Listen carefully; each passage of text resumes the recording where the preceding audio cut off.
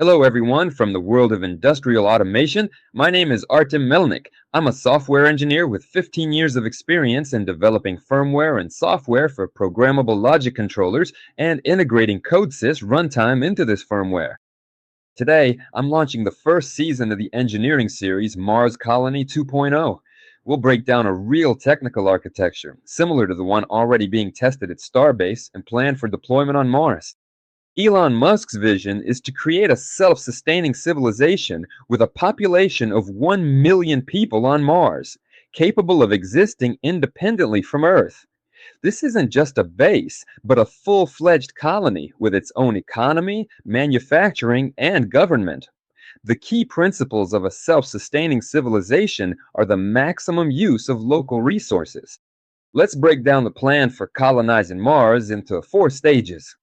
Stage 1 involved the first unmanned ships with robots. The tasks: deploying solar panels, energy storage systems, and distributing energy to consumers. The second stage is building a methane production plant, storage systems, fuel distribution, and transportation to consumers, as well as a system for refueling ships and preparing for launch and landing. The third stage is building a minimal life support system for the first humans. And finally, the fourth stage is the arrival of the first people at the already prepared base and its development into a self-sustaining city. There is no quick help on Mars, and the minimum delay for supplies will be about 2 years.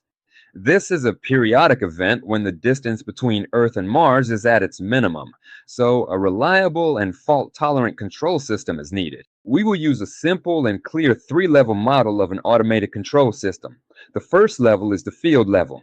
Here, everything is physical. Sensors, actuators, sensors for measuring temperature, pressure, level, current flow, voltage, radiation, dust, gas, as well as solar panels, batteries, tanks, valves, pumps, compressors, heaters, frequency converters, drives, robots, and so on. At the second level, which is the PLC level, this is the brain of each subsystem, plus the central PLC. Here, one powerful central PLC controls all the subsystems through local PLCs with distributed input-output modules. The third level is the upper level. Here you have SCADA, cloud, HMI, history archives, and central AI. This is the interface for monitoring and high-level control. The functions of the upper level include centralized monitoring of all subsystems, manual control, and setting target parameters. For example, increasing methane production, viewing trends and reports, centralized alarms, and predicting equipment failures using artificial intelligence. The complete list of subsystems in the automated control system for the Mars base includes the central control system, which handles global optimization, planning, predictive analytics, and coordination of all subsystems. Second is the energy system: solar panels, batteries, backup generators, distribution network, and the management of energy generation, storage, and distribution. The third system is the methane production system. This includes water extraction, electrolysis, Sabatier reactors, purification, and the liquefaction of methane and oxygen. Fourth is the cryogenic storage system: tanks for methane and oxygen, cooling systems, and boil-off recovery. The fifth system is the fuel transportation and distribution system. This includes pipelines, pumps, mobile tankers, and valves. The sixth system is the refueling and ground operations system. This includes refueling the ships and preparing for launch and landing. Seventh is the life support system: air and water regeneration, food production, atmosphere control, radiation protection, and thermal control. The eighth system is the habitat and base infrastructure system. This includes managing domes, modules, overpressure, and emergency compartment sealing. Ninth is the robotics and autonomous machine system, such as human-like robots, rovers, and construction equipment whose tasks include navigation and infrastructure maintenance. The 10th system is the communication and data system. For example, MarsLink, similar to Starlink, as well as local networks, telemetry, and the storage and processing of large volumes of data. 11th is the logistics and supply system. This includes cargo management, warehouses, materials, and supply planning. The 12th system is the emergency safety system. This covers fire detection, leak detection, emergency shutdowns, and evacuation. The 13th system is the Health and Environmental Monitoring System. This includes medical monitoring of the colonists, radiation control, dust and seismic monitoring, and gravity normalization, which is an extremely important factor for human health and reproduction, since gravity on Mars is 2.5 times weaker than on Earth. The 14th subsystem is the planning system. This includes mission scheduling, resource management, support for direct democracy, and referendums. The 15th subsystem is the maintenance and predictive analytics system.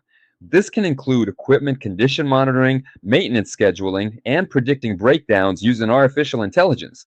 A local PLC is a local controller that's installed next to a specific subsystem, for example, next to solar panels or fuel storage tanks. Why is it needed? It minimizes delays, since the local PLC controls the equipment in real time. If all signals were sent only to the central PLC, there could be delays when there are a large number of sensors. The second reason is reliability and fault tolerance. If the central PLC fails or communication with it is lost due to a dust storm, cable damage, for example, the local PLC continues to operate autonomously and maintains critical functions, such as cooling the tanks or charging the batteries. The third reason is distributed load. The central PLC isn't overloaded with a huge number of direct connections. Otherwise, as the base expands, the central PLC's resources would quickly reach their limit. The local PLC collects data from its sensors, performs simple processing, and sends only important information up the chain. And the fourth reason is ease of maintenance. An engineer can connect locally to a specific cabinet and debug just the solar farm without affecting the entire colony. Today we did a complete overview of the architecture, and in the following videos, using a real PLC from akYtec based on CODESYS and a real-time Linux operating system, we'll start building our Mars-based control system step by step. The CODESYS tools allow you to use and build heterogeneous systems based on devices from any manufacturer without being limited to the infrastructure of just one specific manufacturer, like only Siemens or only Rockwell Automation. A heterogeneous infrastructure is extremely important for the survivability of any system. Plus, we get a wide selection of equipment to expand our base and significantly reduce the final project cost. The PLC from akYtec was chosen because, in addition to CODESYS, it allows you to use the full powerful arsenal of Linux tools with support for the latest modern technologies. With these, you can solve absolutely any task in just a few hours, since there's an ocean of free, ready-made Linux-based solutions available online. Choosing these three components will allow us to reduce the commissioning time of automated control systems by hundreds of times and lower the final project costs just as much. In the next videos, we'll take a deep dive into the most important energy system, from solar panels all the way to energy distribution. Let's highlight the very first key tasks of this system. First, we provide the main electricity generation using solar panels.